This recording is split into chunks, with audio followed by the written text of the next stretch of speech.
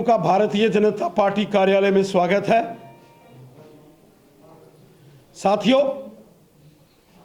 श्रीमान राहुल गांधी जी जो इस समय भारत की यात्रा पर निकले हैं, जम्मू कश्मीर के अंदर पहुंचते ही कांग्रेस के नेताओं ने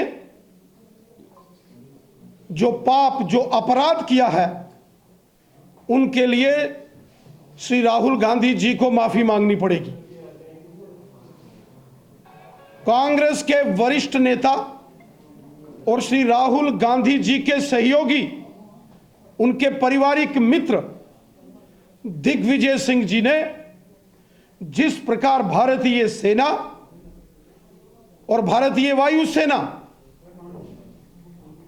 के बहादुर जांबाज वीरों के शौर्य, पराक्रम, अदम्य साहस और कर्तव्य परायणता पर जो सवाल उठाए, वो बहुत ही दुर्भाग्यपूर्ण है।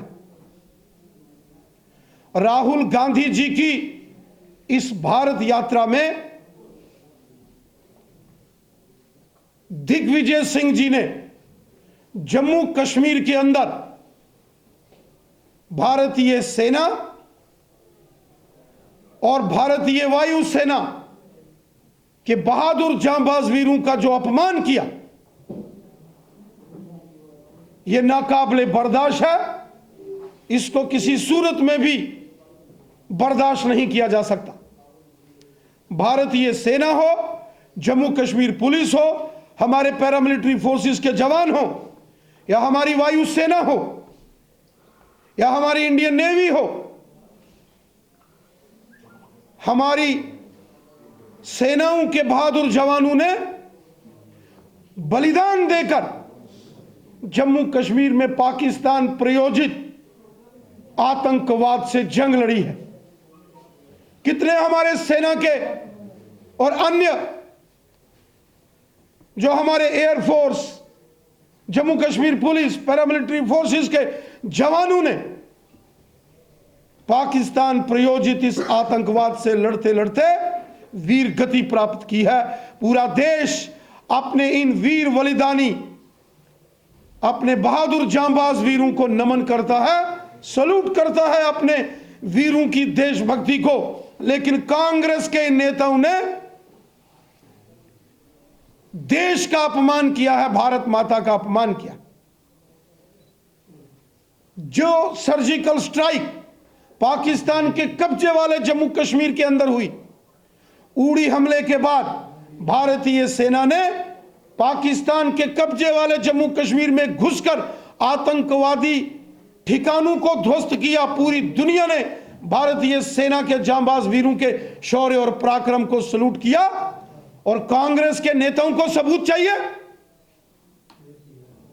पुलवामा के आतंकी हमले के बाद भारतीय वायुसेना ने पाकिस्तान के अंदर घुसकर बालाकोट के अंदर एयर स्ट्राइक की। पूरी दुनिया ने वो नजारा देखा कि भारतीय वायुसेना की ताकत, और पाकिस्तान के बालाकोट के अंदर आतंकवादियों के ध्वस्त शिविरों को पूरी दुनिया ने देखा। लेकिन कांग्रेस के नेताओं को सबूत चाहिए। कांग्रेस पार्टी ने हमेशा देश के साथ गद्दारी की है। श्री राहुल गांधी जी को माफी मांगनी पड़ेगी। जो भारत माता की पीठ पर कांग्रेसियों ने बार बार खंजर घोंपे, बार बार हमारे जांबाज वीर सैनिकों का अपमान कांग्रेस पार्टी ने किया है, जिसके लिए श्री राहुल गांधी जी को माफी मांगनी पड़ेगी। ये वही दिग्विजय सिंह है जिनको कभी भगवा में आतंकवाद नजर आता है, जिनके लिए ओसामा बिन लादेन जैसा खूंखार आतंकवादी, उसको ये जी और साहब करके बुलाते हैं। बटला हाउस आतंकवादी, वहां जो मारे के जो एनकाउंटर हुआ है, उस पर सवालिया निशान लगाने वाले दिग्विजय सिंह जी की छत्र छाया में श्री राहुल गांधी जी भारत की यात्रा कर रहे हैं। इससे एक बात स्पष्ट है, यह कांग्रेस की रणनीति का हिस्सा है कि पहले अपने वरिष्ठ नेताओं से देश के सेना के जवान जांबाज वीरों के खिलाफ जहर उगलो और फिर राहुल गांधी जी आ जाएंगे यह कहने के लिए कि यह बड़ा रेडिकुलस है। राहुल गांधी जी 70 साल जो कांग्रेस ने पाप किए हैं, पूरा भारत जानता है।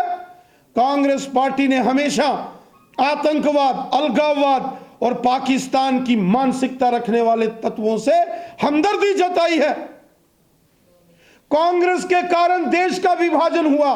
कांग्रेस की मेहरबानी से जम्मू कश्मीर के एक बड़े भूभाग पर 1947 में पाकिस्तान ने गैर कानूनी तरीके से कब्जा किया।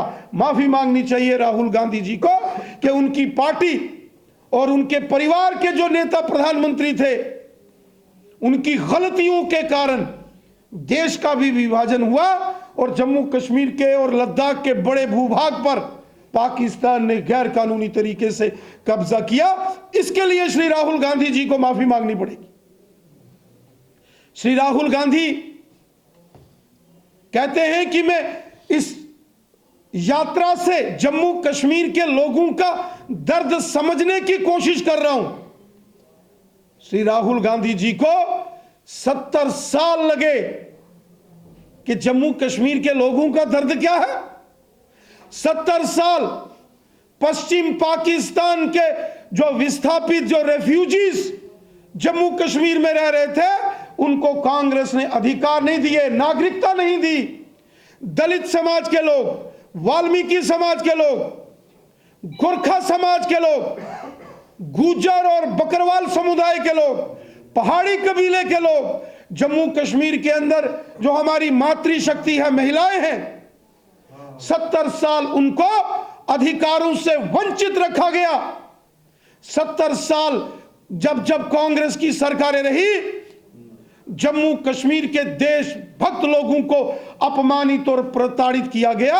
कांग्रेस पार्टी जम्मू कश्मीर के देशभक्त लोगों की गुनाहगार पार्टी है। आज श्री राहुल गांधी जी को कश्मीरी पंडित समाज के हमारे भाई बहन याद आए। कहां थे श्री राहुल गांधी जी और उनकी कांग्रेस पार्टी जब सन 1999 में, जब जम्मू कश्मीर के अंदर यहां कांग्रेस पार्टी की सरकार नेशनल कॉन्फ्रेंस के साथ थी और बंदूक की नोक पर कश्मीरी पंडितों को कश्मीर घाटी से बाहर निकाल दिया गया। जब आतंकवादियों ने, अलगाववादियों ने, पाकिस्तानियों ने कश्मीर घाटी के अंदर तांडव किया और 5 लाख के करीब करीब कश्मीरी पंडित कश्मीर घाटी से निकाल दिए गए। 1990 के दशक में दिल्ली के अंदर कांग्रेस की सरकार थी और जब जम्मू कश्मीर में और यहां आतंकवाद पनपा, उस वक्त भी सत्ता कांग्रेस के हाथ में थी। कांग्रेस पार्टी ने बहुत बड़ा जघन्य अपराध देश के साथ और कश्मीरी पंडितों के साथ किया। कांग्रेस पार्टी हमेशा आतंकवादियों और अलगाववादियों की भाषा बोलती थी। 35 साल जो कश्मीरी पंडित कश्मीर से बाहर रह रहे हैं, ये सब कांग्रेस की वजह से है। इसके लिए कांग्रेस पार्टी जिम्मेवार है। कांग्रेस पार्टी ने जम्मू कश्मीर के देशभक्त लोगों से कभी बातचीत नहीं की, लेकिन कांग्रेस पार्टी ने यासीन मलिक जैसे आतंकवादियों को टेबल पर बिठा के उनके साथ कांग्रेस पार्टी के प्रधानमंत्री बिरयानी खाते थे। कांग्रेस पार्टी के नेता जम्मू कश्मीर के अंदर आतंकवादियों के मददगार थे। आतंकवादियों के प्रति कांग्रेस पार्टी के नेताओं की हमेशा सहानुभूति रही। कांग्रेस पार्टी ने जम्मू कश्मीर के अंदर देशभक्त लोगों को हमेशा अपमानित किया। आज तो राहुल गांधी भारत यात्रा के चलते वो जम्मू कश्मीर आए तो बड़ी आसानी से जम्मू कश्मीर में आए। लेकिन श्री राहुल गांधी जी को याद होना चाहिए कि भारतीय जनसंघ के संस्थापक स्वर्गीय पंडित प्रेमनाथ डोगरा, स्वर्गीय श्यामा प्रसाद मुखर्जी साहब, प्रजा परिषद के संस्थापक पंडित प्रेमनाथ डोगरा जी जैसे महान क्रांतिकारी देशभक्त नेताओं को संघर्ष करना पड़ा, जेलों में जाना पड़ा, अपना बलिदान देना पड़ा।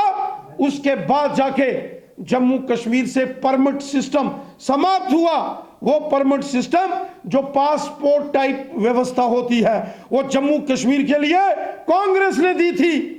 कांग्रेस ने जम्मू कश्मीर को अलग से प्रधानमंत्री दिया था। जम्मू कश्मीर में अलग से कानून कांग्रेस की देन थी और जम्मू कश्मीर को अलग से झंडा ये कांग्रेस की देन थी, जो माननीय प्रधानमंत्री नरेंद्र मोदी साहब के साहसिक निर्णय से जब धारा 370 का समापन हो गया, उसके बाद सिर्फ तिरंगा झंडा जम्मू कश्मीर में लहरा रहा है और भारत देश का संविधान अब पूरे तरीके से जम्मू कश्मीर में लागू हो गया है।